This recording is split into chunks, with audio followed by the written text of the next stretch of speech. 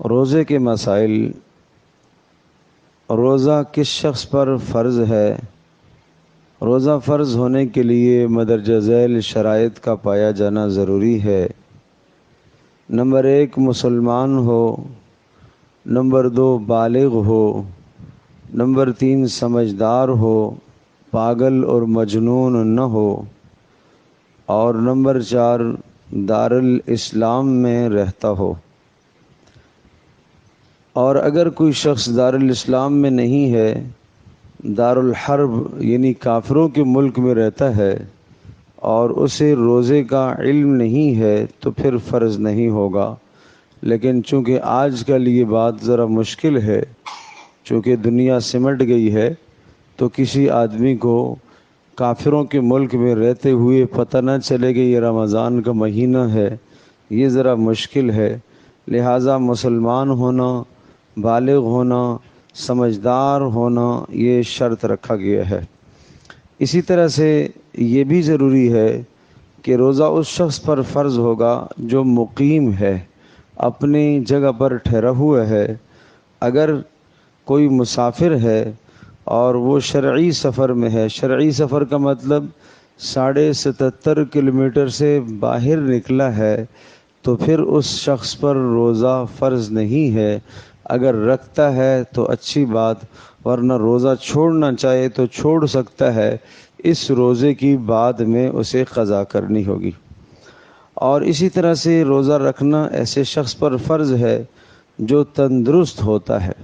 لہٰذا اگر کوئی آدمی ایسا بیمار ہے کہ اسے یہ اندیشہ ہو یا کسی ماہر ڈاکٹر اور حکیم نے بتایا ہو کہ روزے رکھنے سے آپ کی جان چلی جائے گی، تو اس کو جائز ہے کہ وہ روزہ چھوڑ دے اور اس روزے کی بعد میں قضا کر لے۔ قضا اس صورت میں کہ جب اس کے لیے ممکن ہو۔ لیکن اگر کوئی آدمی اتنا بوڑھا ہے کہ دوبارہ اب صحت بحال ہونے کی کوئی امید نہیں رہی، تو وہ پھر روزے کا فدیہ دے گا، وہ روزہ نہ رکھے، روزے کا فدیہ دے گا۔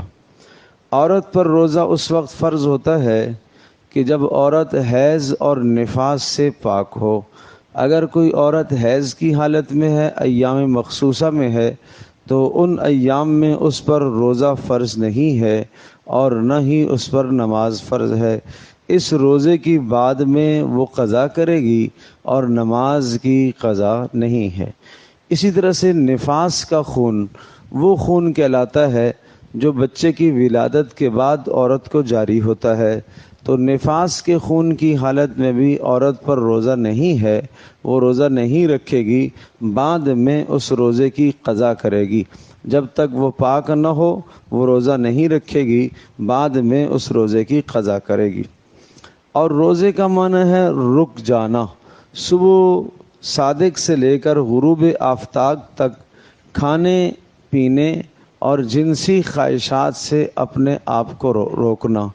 کوئی چیز براہ راست معدے میں چلی جاتی ہے تو وہ آدمی کے روزے کو فاسد کر دیتی ہے۔ اس لیے آدمی کوشش کرے کہ ان اوقات میں بہت احتیاط کرے۔ وضو کرتے وقت بھی احتیاط سے کلی کرے، کہیں حلق میں پانی نہ اتر جائے۔ اگر حلق میں پانی اتر گیا تو اس صورت میں اس کا روزہ نہیں ہوگا۔ روزے کے لیے نیت کا مسئلہ پہلے دن میں نے بیان کیا تھا کہ نیت رات ہی سے نیت کر لینا چاہیے۔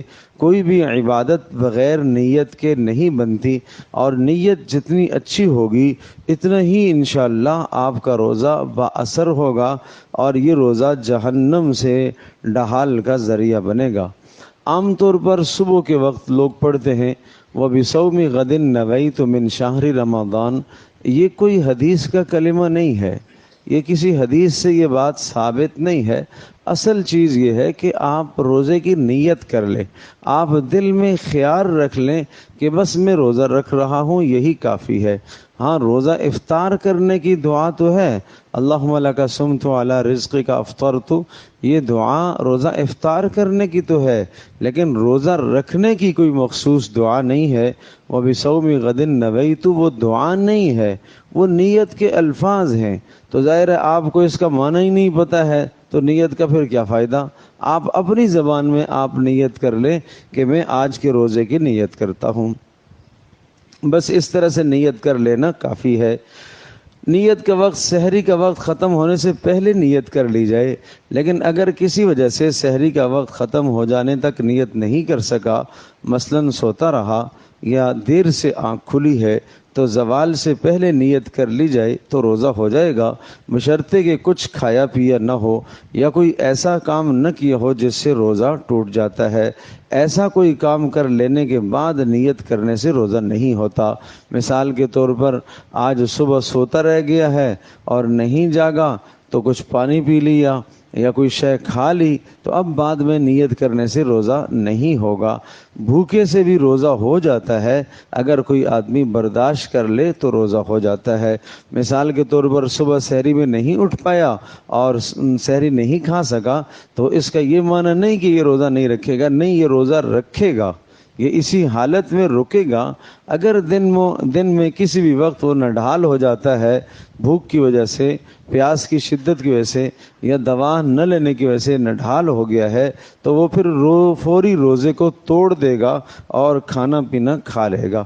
اسی طرح سے ایک آدمی تندرست، اس نے روزہ رکھا ہے لیکن دن میں اچانک اس کی طبیعت بگڑ جاتی ہے اور اس قدر شدید بگڑ گئی کہ فوری اسے دوا کی ضرورت ہے۔ کوئی دوا کھانے کی وجہ سے، مثلاً کوئی شوگر کے پیشنٹ ہیں وہ، یا اسی طرح سے بلڈ پریشر کے جو مریض ہیں، اگر دوا نہ کھانے کی وجہ سے ایک دم طبیعت خراب ہونا چاہ رہی ہے اور طبیعت بہت زیادہ متاثر ہے اور جان کا جانے کا خطرہ ہے، تو ایسی حالت میں اسے روزہ توڑ دینا چاہیے اور اس روزے کی بعد میں قضا کرنی ہوگی۔ اگر ایک آدمی جبراً زبردستی کر کے روزے کو برقرار رکھ رہا ہے اور اسی حالت میں اگر اس کی جان چلی گئی، مر جاتا ہے، تو گناہ گار ہوگا، اللہ کے یہاں گناہ گار ہوگا کہ جب اللہ پاک نے اس کو رخصت دی ہے تو اس نے اس رخصت کو کیوں استعمال نہیں کیا۔